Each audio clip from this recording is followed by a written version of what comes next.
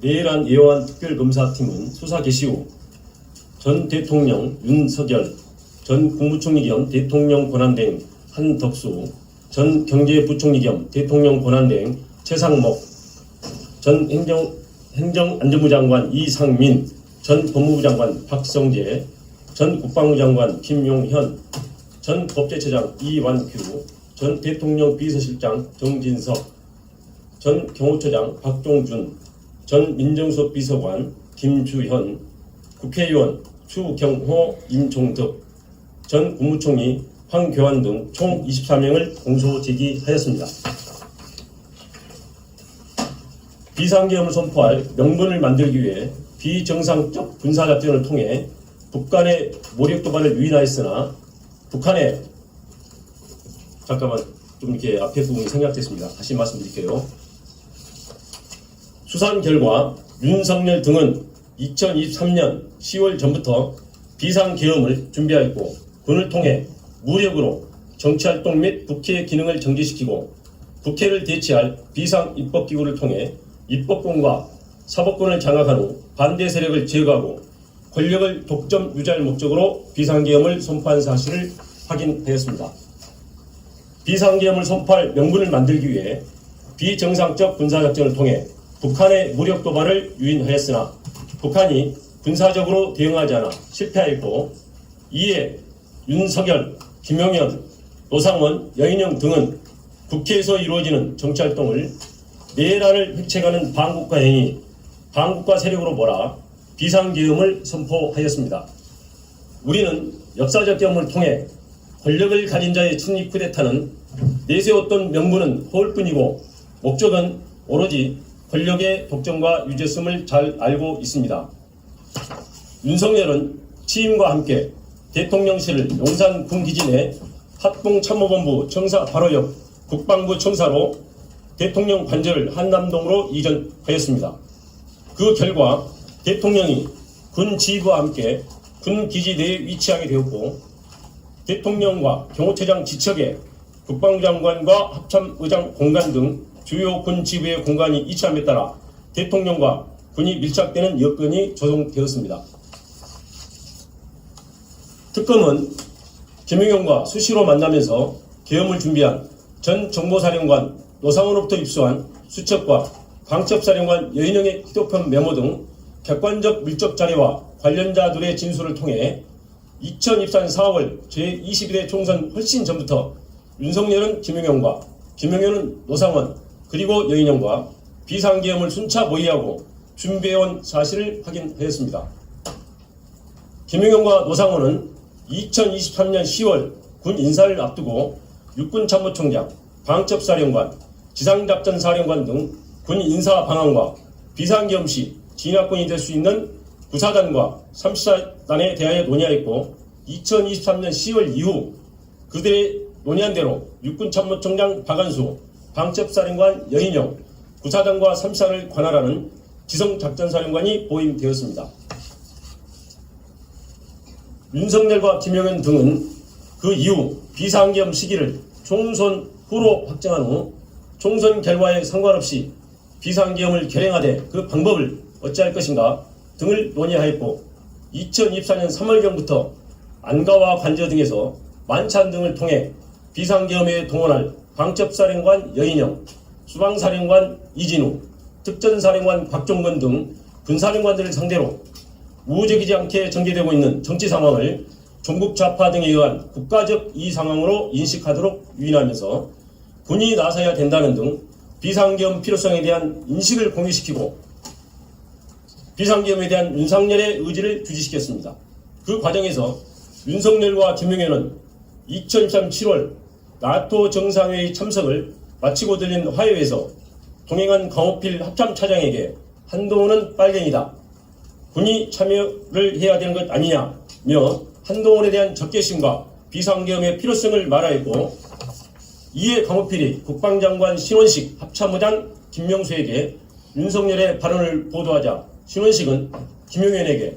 계엄 반대 사를 강하게 표명하였고 윤석열은 국방장관을 신원식에서 김용현으로 전격 교체하였습니다.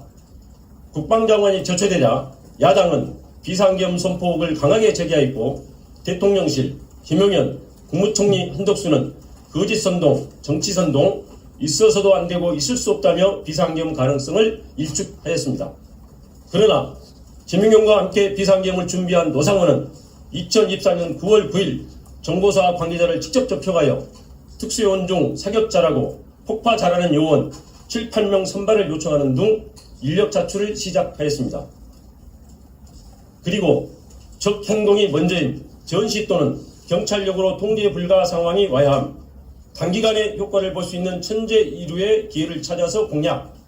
불안정 상황을 만들거나 또는 만들어진 기회를 잡아야 체면이 손상되어 대응할 수밖에 없는 타겟팅 등 여인영의 휴대폰 메모와 관련자들 진술을 통해 윤석열, 김용현, 여인영이 비상계엄 선포의 명분을 만들기 위해 북한의 무력 도발을 위할 목적으로 2024년 10월부터 다양한 비정상적 군사작전을 실행한 사실을 확인할 수 있습니다. 그러나 합참의 소극적 태도, 우크라이나 파병 등으로 북한이 무력 대응에 응하지 않아 비상계엄 명분 확보에 성공하지 못하였고, 이에 윤석열 등은 당시 정치 상황을 활용하여 행정과 사법 기능 마비 등 계엄은 선포 사유가 없음에도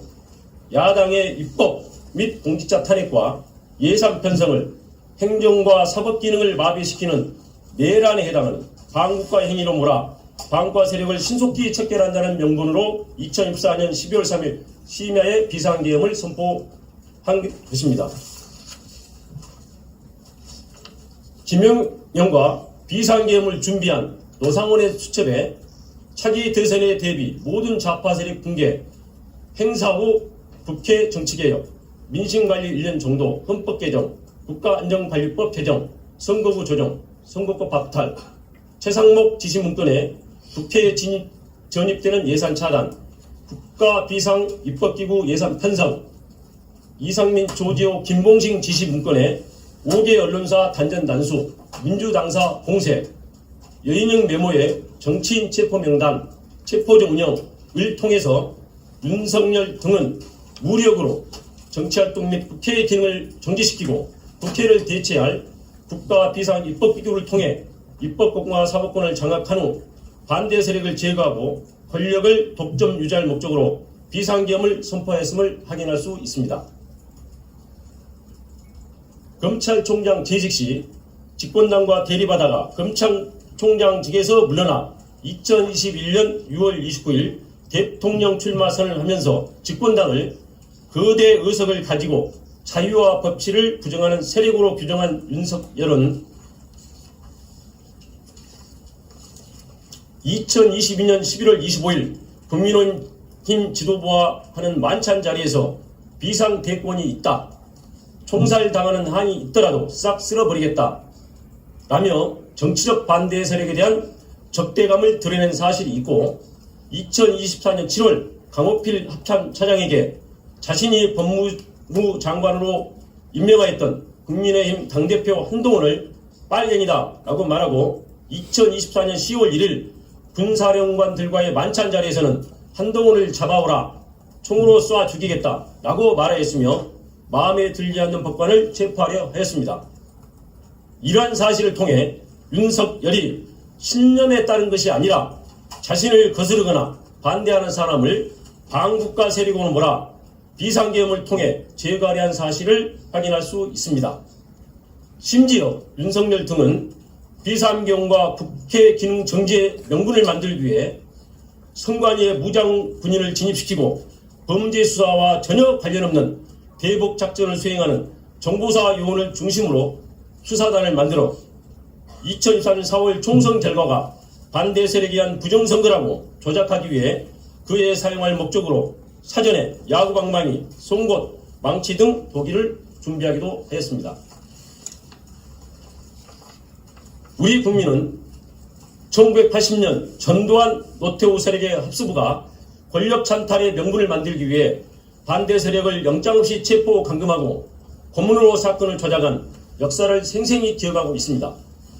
결국 윤석열은 2024년 4월 총선 전부터 비상계엄을 준비하고 북한의 무력 도발을 유인하여 비상계엄을 선포하려고 하였으나 실패하였고 군을 통해 무력으로 입법권과 사법권을 장악한 후 정책 반대 세력을 제거하고 권력을 독점 유지할 목적으로 2024년 12월 전후의 정치 상황을 국정마비로 내세워 비상계엄을 선포한 것입니다. 이상입니다.